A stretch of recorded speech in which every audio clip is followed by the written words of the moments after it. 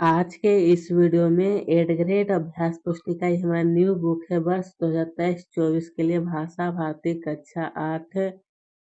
यहाँ पर आप देख सकते हैं इसका मैंने एक अच्छी तरह से पीडीएफ बना लिया हूँ। यहाँ पर आपको क्लियर दिखाई देगा, ठीक है। पार्ट 7 हो दिया है भेड़ा घाट। चलिए सबसे पहले हमें पूछा गया है सबसे पहले कि बहु विकल्प यानी कि सही उत्तर का है छाट कर लिखने के लिए, ठीक है। प्रश्न 1 में देखिए पूछा गया है कि भेड़ा घाट में कौन सी नदी बहती है, कहाँ पर। तो भेड़ा घाट जो है तो ऑप्शन है कि बेतवा, नर्मदा, चंबल या फिर केन। तो देखिए इसमें आपको टिक लगाना है बी में, किसमें बी में आपको टिक लगाना है नर्मदा होगा, ठीक है। चलिए अब दूसरा प्रश्न देखिए देखते हैं। दूसरा प्रश्न देखिए मैंने पूछा है, दूसरा प्रश्न पूछा गया है कि धुआंधार किसका नाम है। तो यहाँ पर देखिए ऑप्शन दिया है कि जलप्रपात, नौकायन का, संगम का या फिर डेल्टा का। तो इसमें आपको टिक लगाना है, टिक लगाना है आपको ए में, किसमें ए में टिक लगाना है जलप्रपात होगा, ठीक है। चलिए अब इसके आगे बढ़ते हैं। इसके आगे देखिए प्रश्न संख्या 3।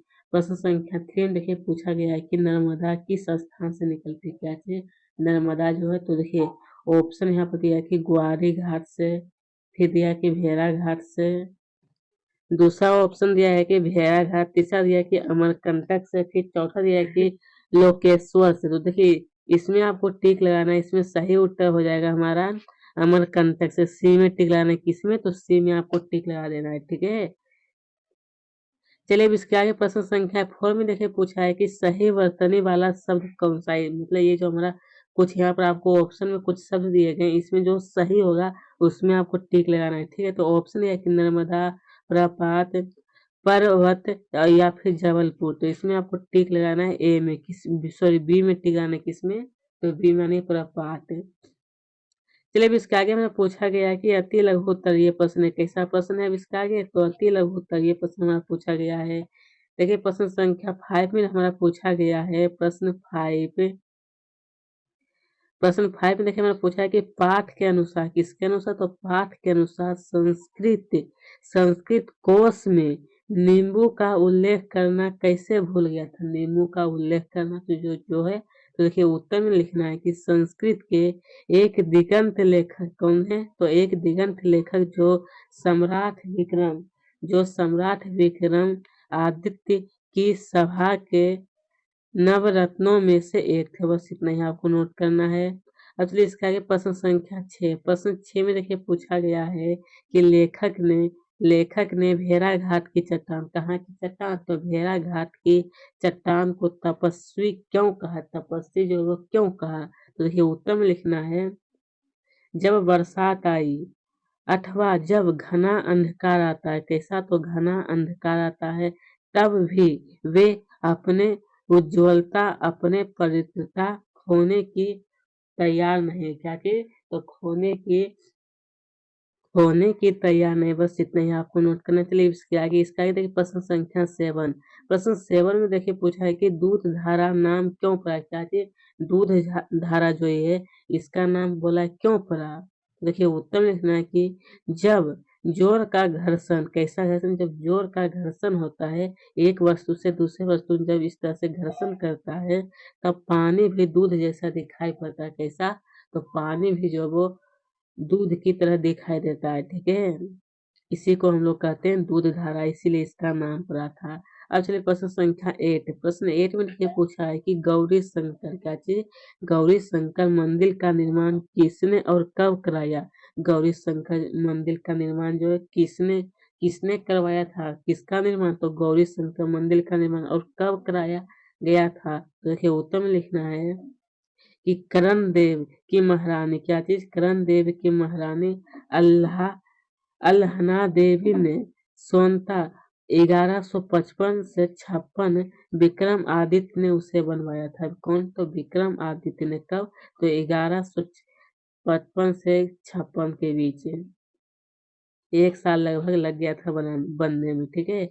अब चलिए इसके आगे पूछा है कि लघु उत्तर ये प्रश्न, कैसा प्रश्न इसके आगे है तो लघु उत्तर ये प्रश्न पूछा है। प्रश्न संख्या 9 में देखिए पूछा है प्रश्न संख्या 9 की हिमालय की बर्फीली चोटियों और नर्मदा में क्या अंतर है, किसमें किसमें तो सबसे पहले बर्फीली चोटी और नर्मदा, में क्या अंतर? तो देखिए उत्तर में आपको लिखना है कि हिमालय की बर्फीली चोटियां वे छल रही है। क्या हो रही है? तो छल रही है, गत रही है। नर्मदा चाहे कितनी मर मर कर करे किंतु वह मरती नहीं। किंतु क्या होती है? वह मरती नहीं। बस इतना ही आपको अंतर है, किसमें? तो बर्फीली चोटी और नर्मदा में।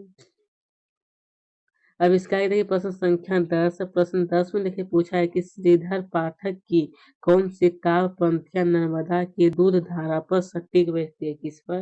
तो श्रीधर पाठक की कौन सी पंक्ति जो है नर्मदा की दूध धारा पर। देखिए उत्तर में आपको लिखना है, उत्तर में लिखना है आपको, उत्तर में देखिए ये वाला आपको लिखना है कि प्रकृति यहाँ एकांत बैठी। कैसी? तो एकांत बैठी है, निज रूप स्वार्थी, पल पल पलटती भेष, छलकी छन छन छवि धारती, मानो जादूगरी विश्व विश्व बाजीगर थैली, खेलत में खलबरी, सोल के सिर पर फैली है। बस इतना ही आपको नोट करना है। ये प्रश्न संख्या हमारा 10 का उत्तर है। अब इसके आगे बढ़ते हैं। इसका आगे देखिए प्रश्न संख्या 11 क्या है? प्रश्न 11 में देखिए पूछा है कि दिए गए शब्दों का प्रयोग कर एक एक वाक्य बनाइए। क्या चीज?